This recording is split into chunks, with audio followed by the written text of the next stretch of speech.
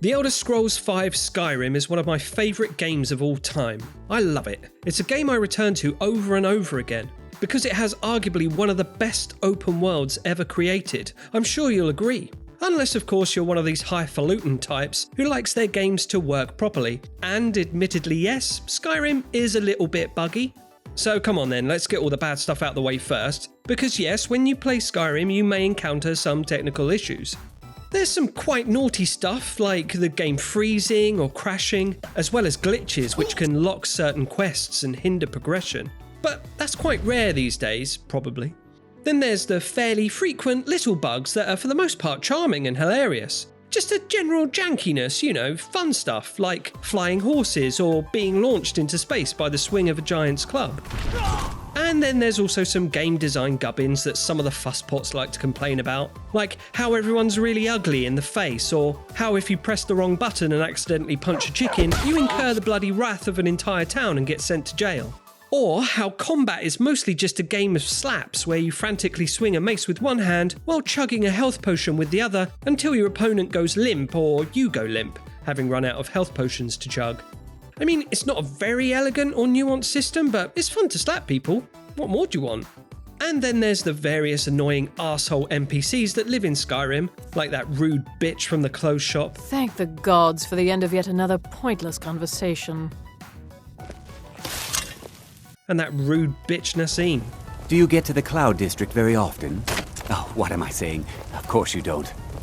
And I can't understate the annoyance you'll feel at having been recruited by the Thieves Guild, worked your way up its ranks, uncovered a traitor's plot, killed said traitor, restored the reputation of the guild and returned it to its former glory, been initiated into its secret inner circle, and then finally crowned guild master, for the entire time to be constantly referred to as the new protege by the fucking caretaker. So, you're Brynjolf's new protege, eh?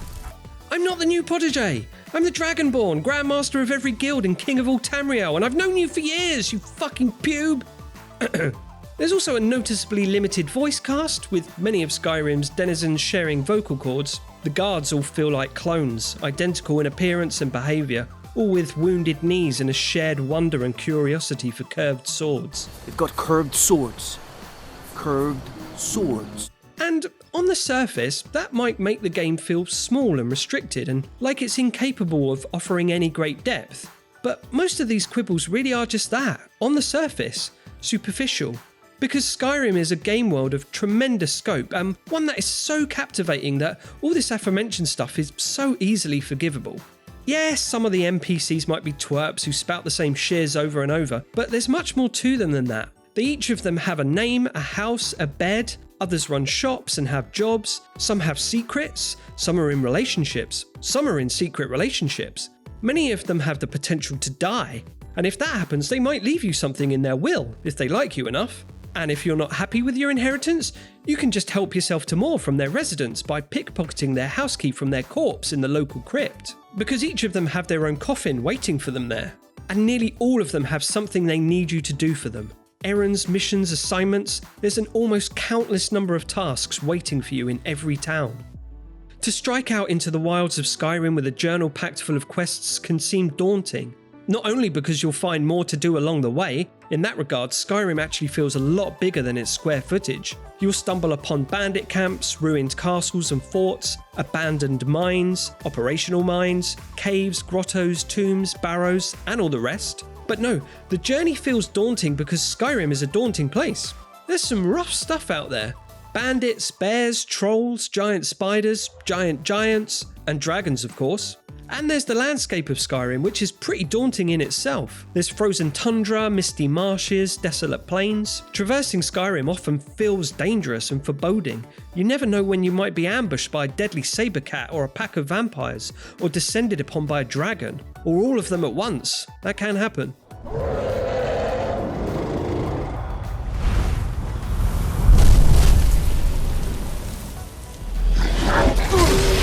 And there's a great tension and release when transitioning from the wilds of Skyrim into the sanctuary of town. So much so that escaping a bloody battle or a blustery blizzard into the warm glow of a tavern feels like such a relief, physically.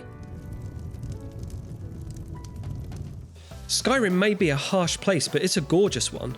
It's a sublimely crafted environment from any angle, but wild and rugged as Skyrim may be, it feels whole, one entire coherent land. No load screens from one region to another, no gated areas. It's all out there, ready to explore in all directions right from the start. The only thing fragmenting the countryside is the impassable mountain ranges. Oh, and they are impassable, just accept it. Save yourself 4 hours of trying to hop over them and just walk around the long way. But other times, exploring Skyrim can feel more serene. There can often be found a calming stillness when wandering, especially at night. To witness the majestic aurora in the sky above while the stirring score of the spectacular soundtrack plays in the background is truly wonderful. And then to have that tranquility shattered by an ambush of saber cats and vampires and dragons is the kind of gameplay experience that has me returning to Skyrim over and over again. Know the way. And if you get bored of wandering the wilderness, plundering ruins and dishing out smackdowns to bandits and dragons, you can just get married and build a house instead. Adopt some kids, grow some cabbages, buy a cow. It's all possible. It takes a long time to run out of things to do in Skyrim. While some other open worlds seem to shrink the more you explore them, you move from one area to the next, emptying them of resources and information, and moving on again, never to return. Skyrim, meanwhile, is a world that just unfolds around you, and it takes a long time to conquer. And Skyrim is an RPG that flirts with the idea of being an immersive sim. It feels like the world carries on when you're not even in it, like the game could play itself. Skyrim feels alive in this way, almost perpetual. This, along with the atmosphere and the character of the world, are what makes it so engaging. And despite its flaws, what made it so widely recognised as Game of the Year back in 2011, over other great games like Uncharted 3, Portal 2 and Skyward Sword 1, and why it has endured for so long.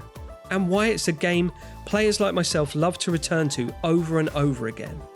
And probably why they re-release it every year. And probably the sole reason why Microsoft acquired Bethesda for $7.5 billion. Probably.